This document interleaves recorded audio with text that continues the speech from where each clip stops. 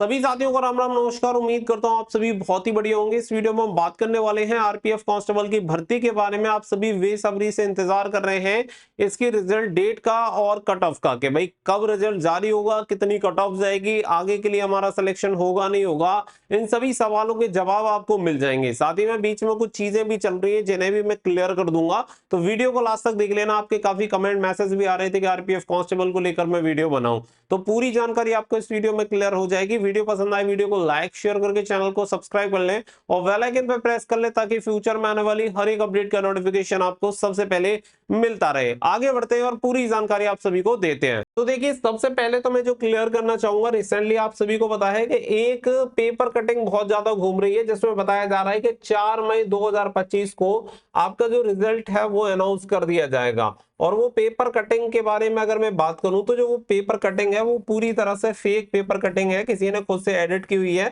जिसके बाद उसे वायरल कर दिया गया है। और मोस्ट ऑफ लोग उसी को देखकर बोल रहे हैं कि 4 मई 2025 को आपका रिजल्ट आ जाएगा, जबकि वो जो इन्फॉर्मेशन है वो पूरी तरह से गलत है, वो ऑथेंटिक इन्फॉर्मेशन नहीं है। अब मैं ये नहीं कह रहा हूं कि 4 मई को आपका रिजल्ट नहीं आएगा। अब वो बाई चांस वाली बात है कि मान के चलो मैंने एक तुक्का मारा, उसी डेट को रिजल्ट आ गया, वो एक अलग चीज हो सकती है। लेकिन जो इन्फॉर्मेशन दी जा रही है कि 4 मई को रिजल्ट डिक्लेयर होगा, और जो पेपर कटिंग आपको दिखाई जा रही है न्यूज़पेपर वाली, वो पूरी तरह से फेक है। उस चीज की 100% कंफर्मेशन है, क्योंकि ऐसी कोई भी इंफॉर्मेशन कहीं से किसी भी प्रकार की सर्कुलेट नहीं हुई है जो रियल और ऑथेंटिक इंफॉर्मेशन हो। तो सबसे पहली बात तो ये क्लियर कर लो, क्योंकि आप कमेंट करोगे कि सर 4 मई की वो इंफॉर्मेशन का क्या, तो वो पूरी तरह से फेक है। अब अगर मैं बात करूं तो यहाँ पे मैं रिजल्ट डेट के बारे में भी बताऊंगा। इससे पहले नजर डाल लेते हैं कुछ कहानी की तरफ, जिसमें आप सभी को पता है कि इस भर्ती के लिए करीब 45 लाख प्लस फॉर्म अप्लाई हुए। Total total form 45 lakh plus apply हुए। इसके अलावा अगर हम बात करें तो इसमें से जो कैंडिडेट अपेयर हुए वो बहुत ही कम हुए। करीब 22,96,000 कैंडिडेट ऐसे रहे जो कि इसके एग्जाम में अपेयर हुए। यानी कि अगर आप करीब देखते हैं तो करीब करीब आपके 50% तो 50% जो कैंडिडेट हैं वो यहाँ पे एब्सेंट रहे, जो कि एक बहुत बड़ी संख्या है। और आपकी कट ऑफ को कहीं ना कहीं कम करने के लिए एक मेन काम करेगा ये वाला जो नंबर है, क्योंकि इतने ज्यादा कैंडिडेट का एब्सेंट होना ये बहुत बड़ी बात है। तो ये अच्छी भी बात है जो कैंडिडेट सीरियस हैं उनके लिए, क्योंकि जनरली यही रहता है, कंपटीशन हमेशा बहुत कम लोगों के बीच में रहता है। नंबर ऑफ एप्लीकेंट पे अगर आप जाएंगे तो उसका कोई लेना देना नहीं है, क्योंकि अगर आप 45 लाख के अकॉर्डिंग 4208 में अगर कंपटीशन देखें तो आपको बहुत ज्यादा देखने के लिए मिलेगा। और अभी के अकॉर्डिंग आप 22,96,000 के अकॉर्डिंग 4208 कैंडिडेट में से भी कंपटीशन देखेंगे तो करीब करीब आपको 545 कैंडिडेट पर सीट आपको कंपटीशन देखने के लिए मिलेगा। यानी कि एक सीट पर लड़ने वाले कैंडिडेट की संख्या कितनी है? 545।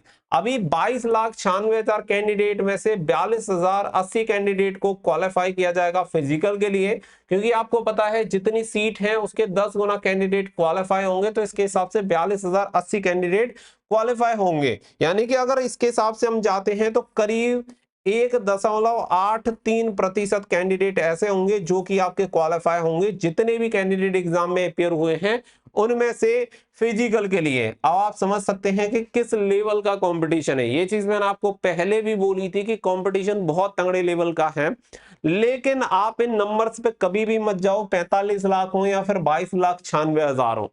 अगर मैं ओवरऑल कंपटीशन की बात करूं तो आप इसमें से पीछे से अगर एक जीरो गायब कर देते हैं तो इतने ही बच्चों में कंपटीशन बचेगा। यानी कि करीब करीब 2.25 लाख 2.5 लाख कैंडिडेट ऐसे हैं जो कि सीरियस एस्पिरेंट थे, और इन्हीं में कंपटीशन आपको देखने के लिए मिलेगा जो यहाँ पे भी आके आपसे कंपटीशन में रहेंगे। तो ये चीज तो आपको समझ में आ गई होगी, टोटल फॉर्म कितने भरे हैं, कंपटीशन कितना है, वो सारी चीजें।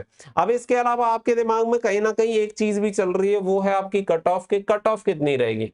कट ऑफ को लेके मैं पहले भी एक वीडियो बना चुका हूं, उसमें मैंने जितनी चीजें थी ट्राई की थी आपको समझाने की कि अभी आपके पास केवल रो मार्क्स है आंसर की के अकॉर्डिंग। आंसर की में कुछ चेंजेस भी होंगे और इसके बाद आपको नॉर्मलाइजेशन भी मिलेगा, तो आपका जो भी अभी स्कोर आ रहा है वो चेंज हो जाएगा निश्चित तौर पे। तो अभी आपके पास जो भी स्कोर है आप उस स्कोर को फाइनल ना माने, क्योंकि वो आपका चेंज होगा, और चेंज होगा तो वो कम ज्यादा हो सकता है। तो ये चीजें बहुत ज्यादा मायने रखती हैं, एक एक दो दो नंबर बहुत बड़ी बात यहाँ पे होती है। तो ये चीजें आपको समझनी होंगी। एक अप्रोक्सीमेट अगर मैंने कट ऑफ के लिए अगर आपको चीज बताई थी तो मैंने बोला था कि जनरल कैटेगरी में अप्रोक्सीमेट आपको 83 के समथिंग आपको कट ऑफ देखने के लिए मिलेगी मेल कैटेगरी में। अगर आप फीमेल कैटेगरी में जाएंगे तो यही आपको 77 से अप्रोक्स 78 के अप्रोक्स देखने के लिए मिलेगी। अगर मैं बात करूं ओबीसी कैटेगरी में, फटाफट मैं आपको बता देता हूं ताकि वीडियो ज्यादा लंबी ना हो। 80 के समथिंग आपको कट ऑफ देखने के लिए मिलेगी। अगर आप फीमेल कैटेगरी में जाते हैं तो 75 से 76। अभी कुछ बच्चों को हो सकता है ये चीजें डाइजेस्ट ना हो, लेकिन समय के साथ आपको ये डाइजेस्ट करनी पड़ेंगी क्योंकि चीजें आपको इसी तरीके से दिखाई देंगी। ईडब्ल्यूएस कैटेगरी, मेल कैटेगरी 78 और अगर फीमेल के लिए बात करूं तो 75 76 लगभग दोनों की सेम आपको देखने के लिए मिलेगी, ओबीसी और ईडब्ल्यूएस की। एससी की अगर मैं बात करूं तो मेल कैंडिडेट के लिए कट ऑफ समथिंग 75 और अगर फीमेल कैंडिडेट के लिए मानूं तो 73 से 74। इसके अलावा आपकी कट ऑफ बचती है एसटी कैटेगरी। एसटी कैटेगरी के लिए अगर हम बात करें तो मेल कैंडिडेट के लिए जो आपकी कट ऑफ रहेगी अप्रोक्सीमेट 73 और फीमेल कैंडिडेट के लिए अगर मैं बात करूं तो 69 से अप्रोक्स 70 के बीच में। तो ये आपकी कट ऑफ यहाँ पे रह सकती है लगभग। अगर आपके इतने नंबर बन रहे हैं, चूंकि मैं बता चुका हूं आफ्टर नॉर्मलाइजेशन आपके नंबर इंक्रीज हो सकते हैं, तो वो चीजें आप अपने दिमाग में रखिएगा। इसके अलावा बात आती है कि रिजल्ट कब तक अनाउंस हो जाएगा, क्या एक्सपेक्ट करें। तो मई में आपका जो रिजल्ट है वो डिक्लेयर होने की 99.9% संभावना है कि आपका जो रिजल्ट है मई के सेकंड वीक में रिलीज हो जाएगा। ठीक है, आप एक्सपेक्ट कर सकते हैं। लेकिन मैं आपको एक चीज पहले ही बता देता हूं, आप इसे मशवरा समझ सकते हैं, चेतावनी समझ सकते हैं, कुछ भी समझ लो। जो बच्चा आज की डेट में फिजिकल नहीं कर रहा है, ठीक है, एट प्रेजेंट टाइम में आपको बोल रहा हूं, जो आज की डेट में बच्चा फिजिकल नहीं कर रहा है और उसमें क्षमता भी नहीं है कि वो फिजिकल क्वालिफाई कर दे, तो वो सिलेक्शन का जो सपना है वो सिलेक्शन का सपना भूल जाए।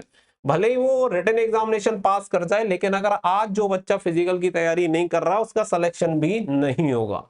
आरपीएफ का फिजिकल कैसा होता है अभी शायद आपको समझ में नहीं आएगा, लेकिन जब आप ग्राउंड में खड़े होकर रनिंग कर रहे होंगे तो आपको ये चीज याद आ रही होंगी कि ये चीज हमें समझाई गई थी लेकिन हमने उसे हल्के में लिया, और लेने का परिणाम क्या निकलेगा वो भी आपको जल्द ही समझ में आ जाएगा। तो जो भी बच्चा, जिस बच्चे के भी ठीक ठाक नंबर हैं, वो सभी बच्चे अपने फिजिकल की तरफ पूरा फोकस रखें और फिजिकल की तैयारी करते रहें, क्योंकि मौका बार बार आपको नहीं मिलता है। जब भी आपको मिलता है तो लपक लेना है। तो यही कहानी है आज के टाइम में। आप सभी को पता है कि कितनी ज्यादा बेरोजगारी है, तो जो मौका मिल रहा है, अवसर मिल रहा है, उसे हाथ से मत जाने दीजिएगा। उम्मीद करता हूँ पूरी जानकारी आपको स्पष्ट हो गई होगी। मिलेंगे नेक्स्ट वीडियो में। So thank you for watching. जय हिंद, जय भारत ही समझ में आ जाएगा।